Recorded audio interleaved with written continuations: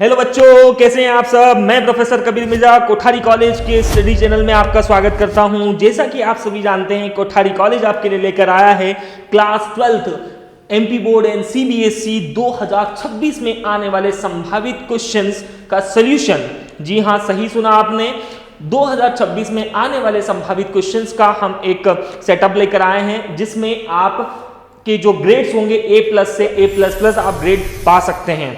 देखिए, last lecture में हमने फिजिक्स का एक टॉपिक देखा था, एक्साइल पोजीशन में इंटेंसिटी। अब हमारा जो नेक्स्ट टॉपिक है, अगला टॉपिक है इक्वेटोरियल पोजीशन।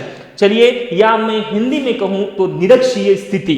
चलिए शुरुआत करते हैं आज का हमारा टॉपिक। तो हमारा टॉपिक है electric field intensity due to an electric dipole in the equatorial position. ठीक है, जैसे suppose for example last time हमने एक्साइल पोजीशन की बात करी थी। चले शुरुआत करते हैं। सपोज फॉर एग्जांपल हमने माना कि यहां पर एक पॉइंट क्या है, ए है। ठीक है, इसके ऊपर हमने -q चार्ज दिया एज इट इज। इसी से 2l डिस्टेंस पर कोई पॉइंट बी दिया जिसको हमने +q चार्ज दिया। क्लियर है? क्लियर। चलिए, यहां से यहां तक की डिस्टेंस होगी। एक्साइल पोजीशन में हमने क्या किया था, हमने ये किया था कि इसी के सामने कंसीडर यहां पर कोई पॉइंट P कंसीडर किया था या नहीं किया था? किया था, यस। लेकिन अब हम बात कर रहे हैं इक्वेटोरियल पोजीशन की। तो अब हम क्या करेंगे, यहां पर इसके जस्ट ऊपर हमने एक पॉइंट P कंसीडर करेंगे। ठीक है, तो इसको A से P तक मिला दिया, P से B तक मिला दिया, तो ये हमारे पास एक ट्राइंगल बन गया। ठीक है, तो यहां से कितने डिस्टेंस पर है, ये r डिस्टेंस पर है। क्लियर। इन दोनों के बीच की डिस्टेंस कितनी है, 12 है। अगर हम पार्ट में डिवाइड कर दे तो यहां से लेके यहां तक का डिस्टेंस AOL होगा और BOB कितना होगा, L होगा। चलिए शुरुआत करते हैं हमारे क्वेश्चन की, यहां तक क्लियर होगा। अब जब हम इसको सॉल्व करेंगे, अब आप देख रहे हैं कि इन दोनों के बीच में एक एंगल बन रहा है जिसको हमने नाम दे दिया थीटा। अगर ये थीटा है तो ये भी कितना एंगल का थीटा कौन होगा, ये भी थीटा ही होगा। क्लियर। ऐसे ही हम क्या करेंगे, चूंकि हम पॉजिटिव के लिए बात कर रहे हैं, +q चार्ज की बात कर रहे हैं, तो यहां पर हम इसको थोड़ा सा आगे बढ़ा लेंगे। ठीक है, इसको थोड़ा सा यहां पर ये ऊपर चला जाएगा तो ये तो आ गया sin थीटा बन जाएगा। लेकिन हम बात करें पॉजिटिव के लिए, तो ये जो एंगल होगा, यहां पर जो एंगल बनने वाला होगा, इसको हम नाम देंगे E1 cos theta. As it is जब हम -q चार्ज की बात करेंगे तो ये हम इस एंगल को जब हम यहां से थोड़ा सा बढ़ाएंगे तो ये जो नीचे की तरफ आएगा ये होगा हमारे लिए E2 cos थीटा। क्लियर। चलिए, अब हम बात कर रहे हैं an electric dipole consist of two equal and opposite position, equal and opposite position A and B, positive and negative. ठीक है, clear. Point charge +q and -q separated and by a small distance. कितनी distance है, 2l। ठीक है, अब हम बात करेंगे सबसे फर्स्ट E1। ठीक है, किसके लिए, +q के लिए। तो E1 इज इक्वल टू मिलेगा E1 field due to +q at point P। Clear. चलिए, तो E1 is equal to formula क्या है हमारे पास, 1/4 pi epsilon naught q by r square होता था। बट यहां पर r की वैल्यू हमारे पास क्या है, bp स्क्वायर। तो हमने क्या लिया, E1 is equal to 1/4 pi epsilon naught q by bp square. अब यहां पर बीपी कहां है, ये है बीपी। अब इसकी वैल्यू हमको पता नहीं है, ये वैल्यू हमको पता है लंब आर, ये वैल्यू पता है हमारे पास एल। अब हमको बीपी की वैल्यू निकालनी है, तो बीपी की वैल्यू हम कैसे निकालेंगे, तो हम सब ने क्लास 10th में थ्योरम पढ़ी थी, पाइथागोरस थ्योरम, सभी को याद होगी। तो क्या होती है पाइथागोरस थ्योरम, क्या होती है, hypotenuse square is equal to perpendicular square plus based का स्क्वायर।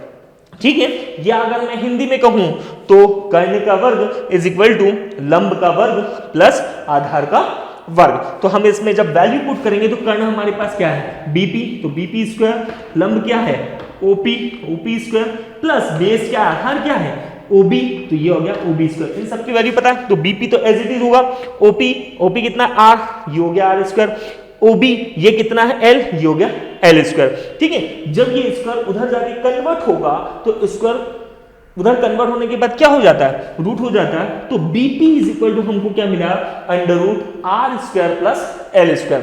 क्लियर है? या तो आप सीधा बीपी स्क्वायर की वैल्यू भी R square plus L square directly रख सकते हैं। चलिए तो हम इस इक्वेशन में बीपी की वैल्यू रखेंगे, तो बीपी की वैल्यू रखेंगे तो ये होगा E1 is equal to 1/4 pi epsilon naught q by under root R square plus L square का होल स्क्वायर। अब ये स्क्वायर से रूट क्या होगा, कैंसिल हो जाएगा। क्यों? क्योंकि जो रूट होता है वो रूट की वैल्यू होती है 1/2, तो 1/2 से का स्क्वायर का जब हम करेंगे तो वो 2 से 2 क्या हो जाएगा, कैंसिल हो जाएगा। और हमको जो E1 की जो वैल्यू मिलेगी वो मिलेगी 1/4 pi epsilon naught q by R square plus L square. Clear है? इसको हम दे देंगे इक्वेशन नंबर फर्स्ट। ठीक है, चलिए अब इक्वेशन फर्स्ट, ये तो किसके लिए बात होगी, प्लस क्यू चार्ज के लिए। अब हम सेम किसके लिए बात करेंगे, माइनस क्यू चार्ज के लिए। तो E2 field due to minus q at point P। तो E2 के लिए हमारे पास कंडीशन क्या होगी, 1/4 pi epsilon naught q by, यहां पर BP स्क्वायर था, अब यहां क्या हो जाएगा AP स्क्वायर। ठीक है, अब अकॉर्डिंग टू दिस डायग्राम जब हम इस चित्र के अंदर बात करेंगे तो AP इज इक्वल टू क्या होगा, BP होगा, और BP की वैल्यू हमको पता है under root R square plus L square है। ठीक है, क्लियर? तो ये वैल्यू उठा के कहां रखेंगे, हम यहां रख देते हैं। क्या होगा, E2 is equal to 1/4 pi epsilon naught q by under root R square plus L square का होल स्क्वायर।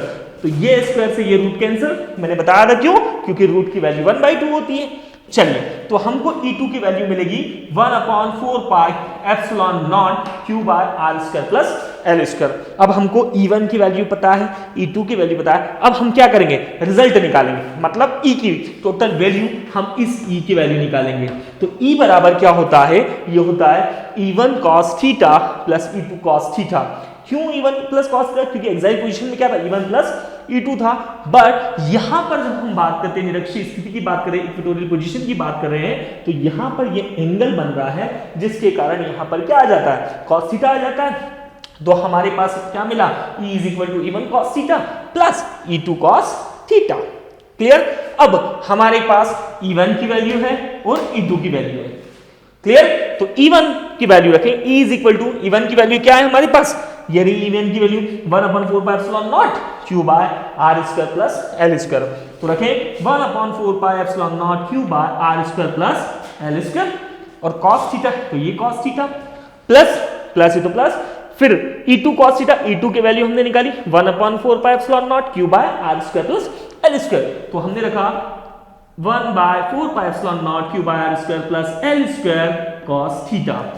अब देखें दोनों इधर, इन दोनों में कॉमन क्या आ रहा है, 1/4 pi epsilon naught q by R square plus L square, यहां भी है और यहां भी है। तो इन दोनों में से हम एक इसको कॉमन ले लेते हैं। जब हम इसको कॉमन लेंगे तो हमारे पास मिलेगा E is equal to 1/4 pi epsilon naught q by R square plus L square.